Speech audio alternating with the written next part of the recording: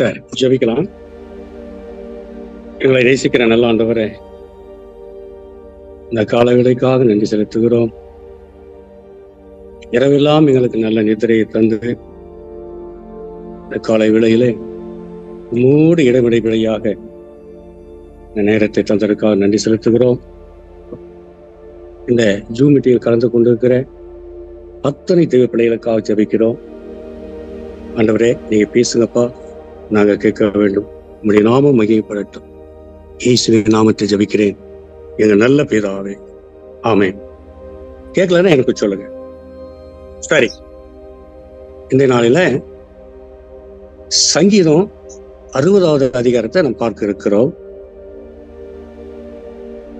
இதுல 12 வசனங்கள் அடங்கியுள்ளன. இதற்கு தலைப்பு தேவன் மீது சார்ந்து கொள்ளுதல் அல்லது தேவ வாக்குத்தத்தங்களுக்கு தம்மை அர்ப்பணிப்பது. இதுதான் இதனுடைய தலைப்பு. தேவன் மீது சார்ந்து கொள்ளவும் அல்லது தேவ வாக்குத்தத்தங்களுக்கு தம்மை அர்ப்பணிப்பது. இந்த சங்கீதத்தை 3 பிரிவுகளாக நாம் பிரிக்கலாம். அதாவது முதல் 4 வசனங்கள் தேசத்தின் தோல்வி, தேவனின் உண்மை. அதே போல 5 இது கொஞ்சம் மாறி 12 தேவனின் வாக்கு, தாவீதின் ஜெபம். 3வது தாவீதின் விசுவாசம், தாவீதின் வெற்றி. இப்படி இதை நாம் 3 பிரிவுகளாக பிரிக்கலாம். சரி, கிறிஸ்துவுக்கு பிரியமானவர்களே, உங்களுக்கு கிருபையும் சமாதானம் உண்டாகட்டும். கலந்து கொண்ட அத்தனை பேருக்கும் இன்னைக்கு நாம் சங்கீதம் 60வது அதிகாரத்தை தியானிக்க போகிறோம். நீங்க பாத்தீங்கன்னா ஒவ்வொரு சங்கீதத்திற்கும் ஒரு சரித்திர பின்னணி இருப்பது போல இந்த சங்கீதத்திற்கும் ஒரு பின்னணி உண்டு என்பதை இந்த சங்கீதத்தில் நாம் பார்க்க முடியும். ஒவ்வொரு சங்கத்துக்கும் ஒரு பின்னணி இருக்கு. அந்த பின்னணி தான் நம்ம பார்க்க போறோம். தாவீது ராஜாவாக அரியணையில் அமர்ந்த பின்பு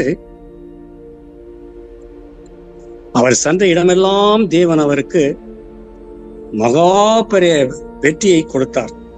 ஆண்டவர் தாவீது எங்கெல்லாம் சென்றாரோ அங்கெல்லாம் மகா பெரிய வெற்றியை தேவன் அவருக்கு கொடுத்தார். ஒவ்வொரு தேசத்திலும் வெற்றி.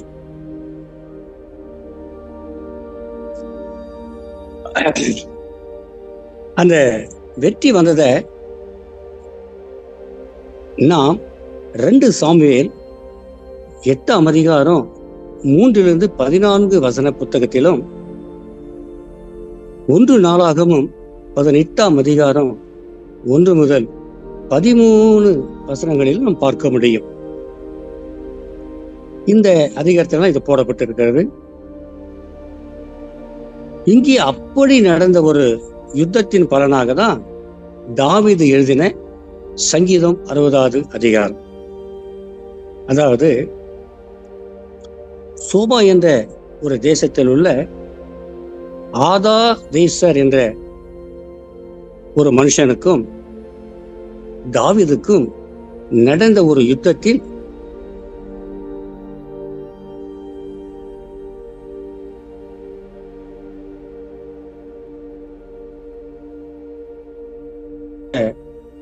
பகுதியில் உள்ள இந்த பட்டணத்தில் யுத்தம் நடக்கிறது.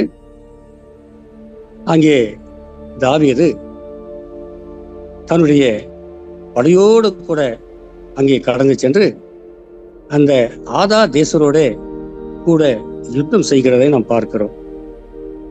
ஏராளமான சீரியர்களை என்ன பண்றாரு? வெட்டி வீழ்த்துகிறார் தாவீது. இந்த ஆதா தேசருக்கு உதவி செய்ய இன்னும் பல சீரியர்கள் தாவீது மேல கடந்து வராங்க போர் பண்றதுக்கு. அப்படி வந்த மற்ற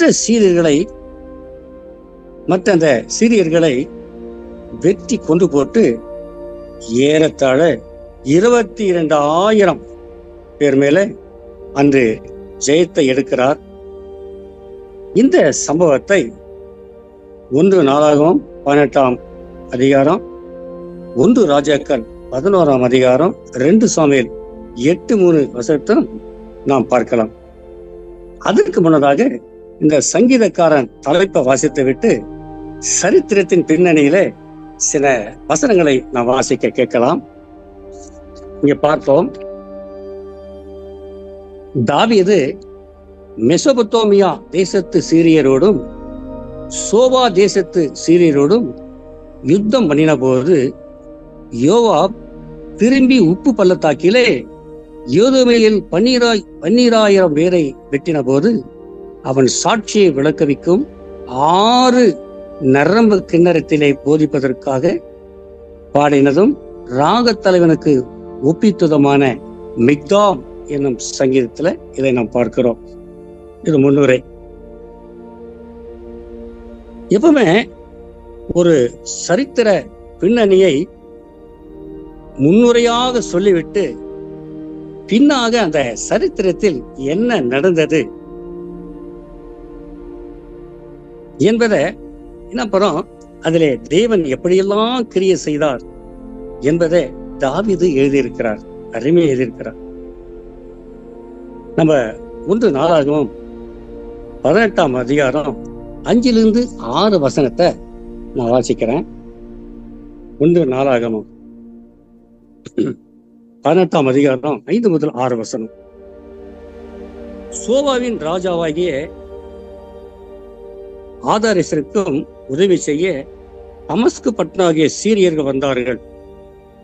தாவீது சீரியரில் 22,000 பேரை வெட்டி போட்டு தமஸ்குக்கு அடுத்த சீரியாவிலே நாணயங்களை வைத்தான். சீரியர் தாவீதை சேவித்து அவனுக்கு காணிக்கைகளை செலுத்தினார்கள். தாவீது போன இடத்திலெல்லாம் கர்த்தர் அவனை காப்பாற்றினார் அல்லது வெற்றியை கொடுத்தார் என்று பார்க்க முடியும். தாவீது போன இடத்திலெல்லாம் வெற்றி மேல் வெற்றி, தேவன் அவரை காப்பாற்றினார் என்று நாம் பார்க்கிறோம். அப்போ இதை நம்ம என்ன பண்ணலாம், 2 சாமுவேல்ல நாம் பார்க்க முடியும். இதையே 2 சாமுவேல் 8ஆம் அதிகாரம் 3-5 வசனத்தை நான் வாசிக்கிறேன். ரீகபால் குமாரனாகிய ஆதேத்சர் என்னும் சோபாவின் ராஜா ஐப்பிராத்து நதியண்டில இருக்கிற சீமையை திரும்ப தன் வசமாக்கி கொள்ள போகையில் தாவீது அவனையும் முறியடித்து அவனுக்கு இருந்த இராணுவத்தில் 1700 குதிரை வீரரையும் 20,000 காலாட்களையும் பிடித்து ரதங்களில் 100 ரதங்களை வைத்துக் கொண்டு மற்றவர்களெல்லாம் துண்டித்து போட்டான். சோபாவின் ராஜாவாகிய ஆதேசருக்கு உதவி செய்ய தமஸ்கு பட்டத்தாகிய சீரியர் வந்தார்கள். அங்கே தாவீது சீரியரில் 22,000 பேரை வெட்டி போட்டு அப்படின்னு நான் பார்க்கிறோம். வெட்டி போட்டு தமஸ்கத்தை சீரியாவிலே நாணயங்களை வைத்தான். சீரியர் தாவீதை சேவித்து அவனுக்கு கப்பு கட்டினார்கள். தாவீது போன இடத்திலெல்லாம் கர்த்தர் அவனை காப்பாற்றினார். அதாவது தானியங்கள் அப்படி சொன்னா படைத்தளங்கள், தானியங்கள் படைத்தளங்கள். இந்த வசனங்கள்ல நான் பார்க்கிறேன் இல்லையா,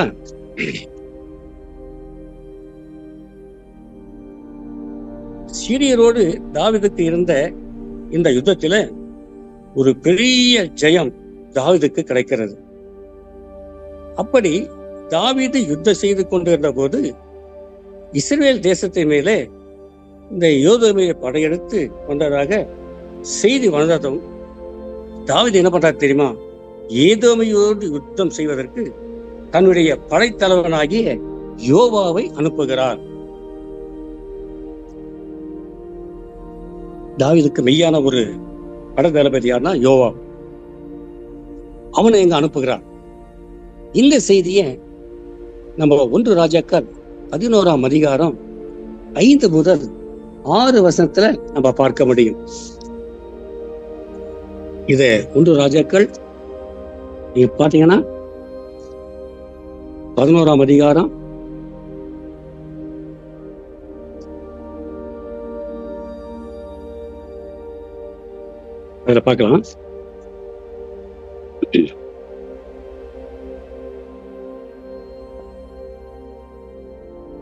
11ஆம் அதிகாரத்துல 5-6 வசனங்கள்.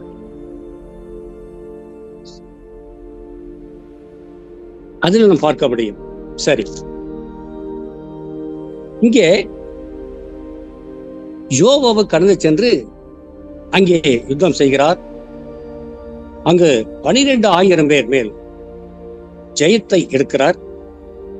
அந்த மாபெரும் ஜெயத்தை கொண்டாடும் விதமாக எழுதப்பட்ட சங்கீதத்தை தான் இந்த 60வது சங்கீதம். இப்போ முதல் தலைப்புக்கு வரலாம். அதாவது தேசத்தின் மேல் தோல்வி, தேவனின் உண்மை அப்படின்னு நம்ம சங்கீதம் 60 1-3 வசனத்தை நம்ம வாசிக்கலாம். தேவனே, நீர் எங்களை கைவிட்டீர், எங்களை சிதறடித்தீர், எங்கள் மேல் கோபமாய் இருந்தீர், மறுபடியும் எங்களிடமாய் திரும்பி அருளும். பூமியை அதிர பண்ணி அதை வெடிப்பாக்கினீர், அதன் வெடிப்புகளையும் பொருந்த பண்ணும், அது அசைகின்றது. உம்முடைய ஜனங்களுக்கு கடினமான காரியத்தை காண்பித்தீர், கத்தளிப்பின் மதுபானத்தை எங்களுக்கு குடிக்க கொடுத்தீர் அப்படின்னு போட்டிருக்கு. அருமையானவர்களே, இந்த சங்கீதத்தின் முதல் வசனம் இதற்கு முன்பாக சவுலின் நாட்களில் நடந்த தோல்விகளையும் அதற்கு முன்பாக இஸ்ரவேலின் வாழ்விலே நடந்த தோல்விகளையும் இது குறிக்கிறது இல்லையா? இந்த 1-3 வசனங்களை நாம் வாசித்தோம். இந்த சங்கீதம் தொடங்கும் போதே என்ன தொடங்குதுன்னு பாத்தீங்கன்னா, தேவனே எங்கள் மேல் கோபமாயிருந்தேன், எங்களை சிதறடித்தீர், எங்களை கைவிட்டீர், மறுபடியும் எங்களிடமாய் திரும்பி அருளும். ஒரு ஜெபத்தோடு கூட இந்த சங்கீதம் தொடங்குகிறதை நாம் பார்க்கிறோம். ஒரு ஜெபத்தோடு கூட. என்ன அருமையான தேவனே, நீர் எங்களை கைவிட்டீர், எங்களை சிதறடித்தீர், எங்கள் மேல் கோபமாயிருந்தீர், மறுபடியும் எங்களிடமாய் திரும்பி அருளும். இப்படி இந்த சங்கீதம் தொடங்க நாம் பார்க்கணும். வாழ்க்கையில அநேக காரியங்களை மறந்து விடுவது மனுஷனுடைய வழக்கம். கடந்த நாட்கள் நடந்த நன்மைகளையும் ஈவுகளையும் நம்ம அநேகர் மறந்து போறோம். கடந்த நாட்களில் நடந்த தோல்விகளை நினைத்து ஆண்டவர் இப்படியெல்லாம் எங்கள் மேலே செய்தார் என்று இந்த ஜனங்கள் முறுமுறுத்த பார்க்கிறோம். நீ திரும்பவும் எங்களுக்கு இறங்கும் என்று தாவீது ஏறெடுக்கிற ஒரு ஜெபத்தை தான் இந்த 1 முதல் 3 வசனங்களிலே நாம் பார்க்கிறோம். இஸ்ரவேலர்கள் சிதறடிக்கப்பட்டார்கள், இஸ்ரவேலர்கள் பறக்கடிக்கப்பட்டார்கள், இஸ்ரவேலர்கள் துரத்தப்பட்டார்கள். ஆனால் அவற்றுக்கு எல்லாவற்றுக்கும் நடுவிலே தேவனுடைய கரம் இருந்ததைத்தான் இந்த சங்கீதக்காரன் அழகாக எழுதி வைத்துள்ளார். என்ன ஒரு பியூட்டி பாருங்க. மீண்டும்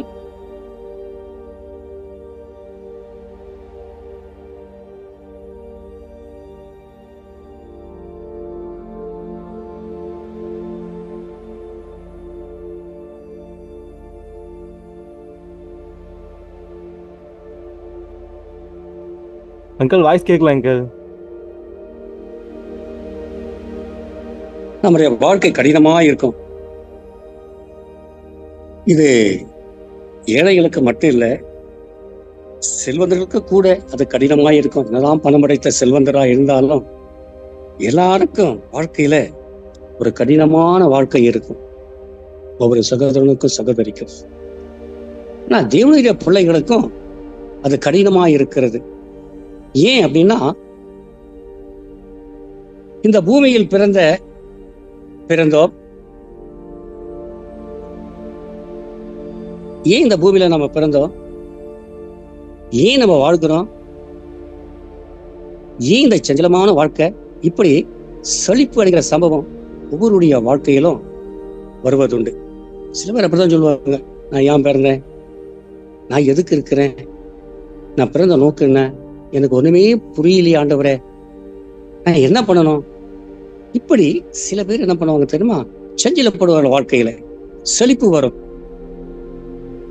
ஒவ்வொரு வாழ்க்கையில வர்றது சகஜம். ஆனால் ஒண்ணு நினைச்சுக்கணும், தேவன் என் நடுவில் இருக்கிறார், தேவன் என் நடுவில் இருக்கிறார் என்று விசுவாசித்தால் நம்முடைய கஷ்டம் எல்லாம், நம்முடைய துக்கம் எல்லாம் மாறும். உன் துக்கம் சந்தோஷமாய் மாறும் என்று நேற்று சொல்லப்பட்டது போல, தேவன் என் நடுவில் இருக்கிறார். எத்தனை கஷ்டம் வந்தாலும், துன்பம் வந்தாலும், துயரம் வந்தாலும், என்னுடைய அப்பா என்னோடு இருக்கிறார்.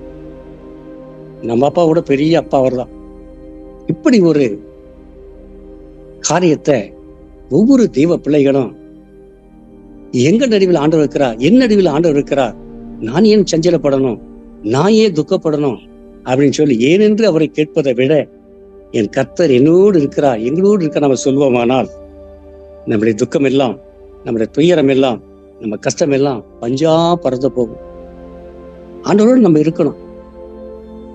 யோசேப்பு ஆண்டவரோடு இருந்தான், கர்த்தரோடு இருந்தான், கர்த்தர் அவனோடு இருந்தான். அப்போ நாம் ஆண்டவரோடு இருக்கணும், ஆண்டவர் நம்மோடு எப்பயுமே இருப்பார். இரண்டாவது காரியத்துக்கு தாவீது ஜெபம். அதாவது சங்கீதக்காரனாகிய தாவீது இங்க ஒரு ஜெபத்தை ஏறெடுக்கிறார். தேவனே, இக்கட்டி எங்களுக்கு உதவி செய்யும், மனுஷனுடைய உதவி விருதா, தேவனாலே பராக்கிரம் செய்வோம் என்று தேசம் முழுவதும் தீங்கு நேரிடும் பொழுது தேசத்து தலைவர் எல்லாம் என்ன பண்ண, தேவனுடைய முகத்தை தேடி ஜெபிக்க வேண்டும். இஸ்ரவேல் தேசம் தேவனுடைய தேசமாய் இருந்ததுனால அவருக்கு நேரிட்ட எல்லா சஞ்சலங்களும் தேசத்தை ராஜாக்களும் ஆசாரியர்களும் என்ன பண்ணுமா, பிரபுக்களும் தேவனை நோக்கி கூப்பிட்டார்கள் என்று பார்க்கிறோம். அப்போ தேவன் அவர்களுக்கு செவி கொடுத்தார். இங்கே உமது வலது கரத்தினாலே ரட்சியம் என்ற ராஜாவாகிய தாவீது அவருடைய தேசத்திற்காக ஜெபிப்பதை இங்க பார்க்கிறோம். ஆமென். இப்போ நாலாவது காரியத்தை நம்ம வந்துடலாம். நாலாவது வசனம் என்ன சொல்றேன்னா, கொடியை பற்றி சொல்லுது. கொடி என்பது வேதத்திலே சத்தியத்தை நிமித்தம் ஒரு கொடியை கொடுத்தீர். நாலாவது வசனம் அப்படித்தான் சொல்லுது. அதாவது சத்திய நிமித்தம் ஏற்று வழியாக உமக்கு பயந்து நடக்கிறதுக்கு ஒரு கொடியை கொடுத்தீர். அதாவது இந்த கொடி எதை குறிக்கிறது நம்ம பார்த்தோம்னா, இந்த அது என்ன கொடி, தேவன் கொடியை கொடுத்தார் என்பது நம்மை சிந்திக்க வைக்கும். என்ன அப்படின்னு பார்த்தா, கொடி என்பது வேதத்திலே பல இடங்களிலே முக்கியத்துவம் வாய்ந்த ஒரு பொருளாக பயன்படுகிறது. இஸ்ரவேல் புத்திரர் பாளையம் இறங்கும் போது ஒவ்வொருவருக்கும் தங்கள் கோத்திரத்துக்கு கொடுக்கப்பட்ட கொடி தான் இந்த கொடி. ஒரு கோத்திரத்துக்கு ஒரு கொடி. தங்கள் பாளையத்தை இறக்க வேண்டும், கொடியை பார்க்கும் போதெல்லாம் இந்த கோத்திரத்துக்குடைய இடம் என்பதை மற்றவர்கள் என்ன பண்ணும், அதை கண்டு கொள்ளணும். அப்படி என்றால் அது எதை குறிக்கிறது, அவர்களுக்கு ஒரு அடையாளத்தை கொடுக்கிறது. மற்றும் பல இடங்களில எரேமியா புத்தகத்திலே, ஏசாயா புத்தகத்தில் கூட ஜனங்களுக்காக கொடியேற்றுங்கள், பாபிலோன் மேல் கொடியேற்றுங்கள் என்று இப்படி எல்லாம் ஒரு தேசத்தை ஜெயிக்கும் போது அந்த தேசத்த பட்டணங்களில் எந்த தேசத்தில் ஜெயித்தார்களோ அந்த நாட்டினர் அவள் கொடிகளை நாட்டுவது வழக்கம். இது அடையாளமாகத்தான் கொடுக்கப்படுறது, வெற்றிக்கு அடையாளமாக கொடுக்கப்படுகிறது இந்த கொடி. இப்ப ஒரு தேசம், நம்ம இந்திய தேசம் இன்னொரு பாகிஸ்தான் ஜெயிச்சு அங்க போய் இந்திய கொடியை நாட்டுவாங்க. இதுதான் அந்த கொடி. இங்கே வேதம் என்ன கூறுது அப்படின்னா, சத்தியத்தின்படி ஏற்றும்படி உங்களுக்கு பயந்து நடக்கிறவர்களுக்கு ஒரு கொடியை கொடுக்கிறேன். அதாவது தேவன் நமக்கு ஒரு கொடியை கொடுத்து இருக்கிறார். அது என்ன கொடி தெரியுமா? சத்தியம் என்கிற கொடி. சத்துருவோடு செய்கிற எல்லா யுத்தங்களிலும் நீங்கள் ஏற்ற வேண்டிய ஒரு கொடி என்னவென்றால் அது கர்த்தருடைய வார்த்தை தான். இது கர்த்தருடைய வார்த்தை. அதுமாதிரி மூன்றாவதுக்கு வரலாம். மூன்றாவது பாயிண்ட், தாவீது விசுவாசமும் தாவீது வெற்றியும்.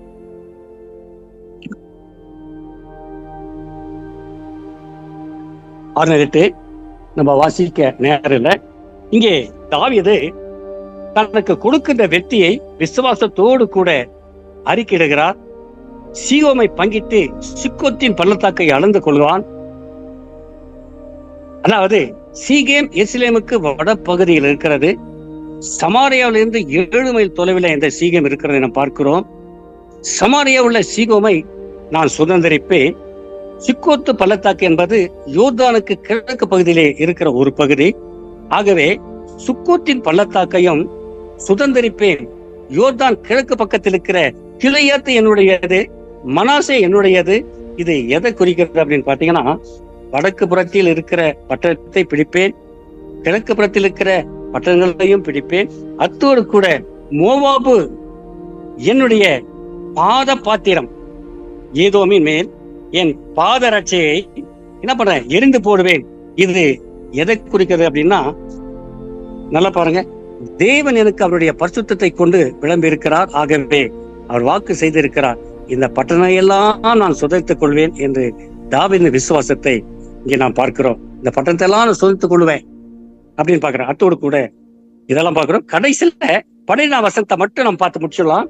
அங்க என்ன படிக்கிறோமா, தேவனாலே பராக்கிரம் செய்வோம், அவரே எங்கள் சத்துருக்களை மிதித்து போடுவார். கடைசியில எல்லாவற்றையும் கூறிவிட்டு தாவீது கடைசியாக என்ன சொல்றாருன்னா, இது எங்களால் அல்ல, எங்கள் பலத்தினாலும் அல்ல, தேவனாலே பராக்கிரம் செய்வோம் என்று கூறி இதை முடிக்கிறார். நம்ம ஜெபிக்கலாமா? கர்த்தர் தாமே வேத ஆசீர்வதிப்பாராக. நாம் ஜெபிப்போம். பரிசுத்தமுள்ள நல்ல ஆண்டவரே, எங்களை நேசிக்கிறவரே, பரம பிதாவே, அன்பு தகப்பனே, இவ்வளவு நேரமாய் எங்களோடு இடைப்பட்டீர். இதை தியானிக்க கர்த்தர் கிருபை செய்தீர். இதில் கலந்து கொண்டு அத்தனை பிள்ளையும் தேவன் ஆசீர்வதிக்கணும். விசேஷமாக அண்ணனுக்காக, அக்காவுக்காக, ஊழியங்களுக்காக, அவருடைய பிள்ளைகளுக்காக, பேர பிள்ளை எல்லாருக்காக ஜெபிக்கிறோம். தெய்வதாமே அக்காவுக்கு, அண்ணனுக்கு நல்ல பலத்தை, சுகத்தை, ஆரோக்கியத்தை கொடுக்கும்படியா ஜெபிக்கிறோம்.